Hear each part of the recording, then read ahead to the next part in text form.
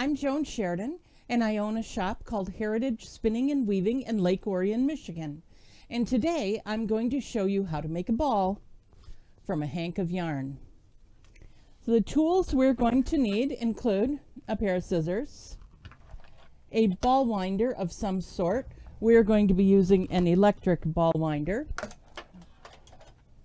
and an umbrella swift. And if you're not fortunate enough to have an umbrella swift, you can always borrow a friend and use their arms, and they can hold the skein taut while you wind the ball. In fact, if you don't have a ball winder, you can wind a ball with your hands. The important part of this tutorial is how you manage the hank of yarn. So we're going to choose the bright pink one. And usually they're going to come with a label, and you're going to remove the label, whether it's all the way around it or just on one half. I'm going to set that aside. And when you unwrap that skein, it's going to look like this. And it makes sense to remember that there are two ends to the skein. One will be on the inside and one will be on the outside, generally speaking. How the skeins are tied changes from one manufacturer to the other. But the important thing is that we get our hands inside it. The first thing we're going to do is snap it. So we loosen up those wraps of yarn. And then we're going to look at both of the ties. This one has two. Sometimes they only have one. Sometimes they might have 3 or 4.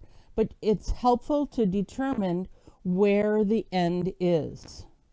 So on this one, it looks like our end is wrapped all the way around the yarn, which makes our job a little easier.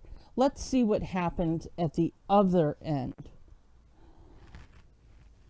This one looks a little messier.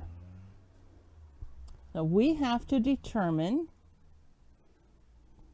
if we have it in order.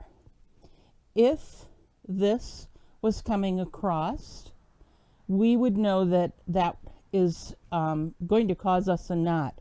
We want it to go not over the top of this. And if you look in the middle, you can see that this is going around in an odd manner. And we have to pay attention to this when we put it on the swift, and we'll look at it there under tension.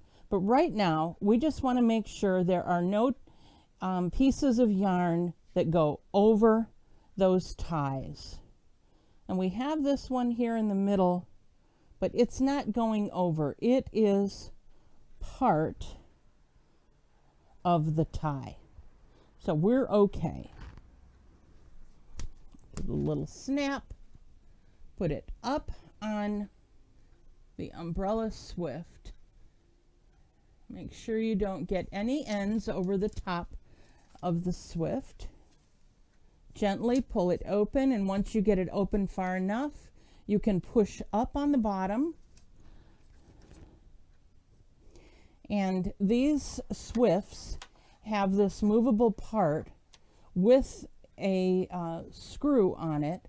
So you put that underneath and turn it, and it holds it from going down. Make sure you set it so that it won't fall down. So now we're going to need our scissors, and we're going to go to the one that I thought was easy first.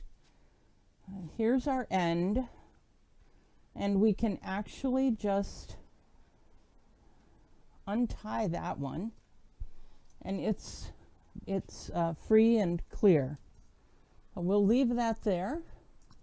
It's probably the one that's on the inside.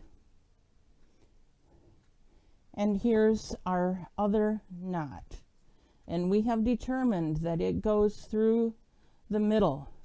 Now, let me give you a word of warning here. Anytime it goes through the middle, That's cause for alarm, because that is, if I pull this here, I'm getting the threads out of order.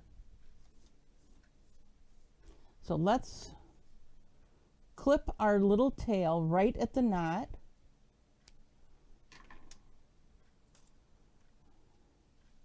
And then pull. And we're going to follow this around. Now, if I look at the inside here, this is coming through there. And now it has fallen out. And this is our, appears to be our outside thread. Here's the first one we did. Here's the second one we did. But the trick to this is to keep everything straight and to untie any knots before you start winding. If this yarn came from the middle, if it just randomly came through, and you've seen it happen, you're going to fight that all the way. So check and make sure that everything's flowing freely before you start winding. And it looks like it is. So we'll thread it through the pigtail and put it on the top and wind slowly. I like to hold it and assist the swift as it goes around so it doesn't pull too tight. If it pulls too tight, you have a very firm ball, and I don't like knitting with it when it's too firm.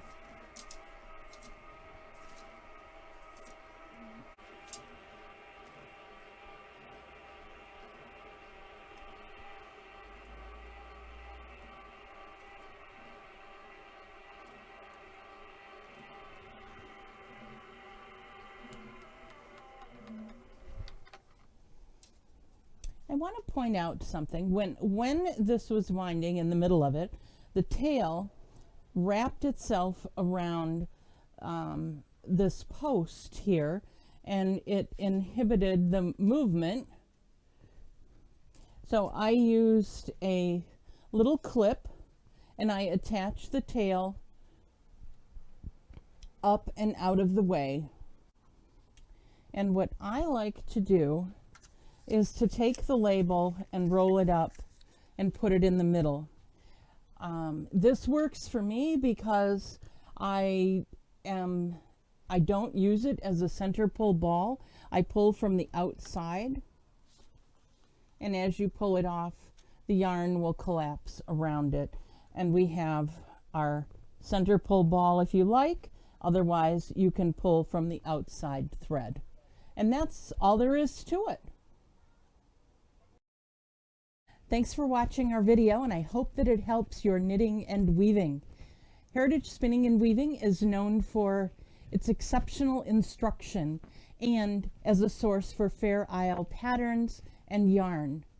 I hope that you will visit our website, heritagespinning.com, to learn more about us and support us as your local yarn store. Thanks for watching.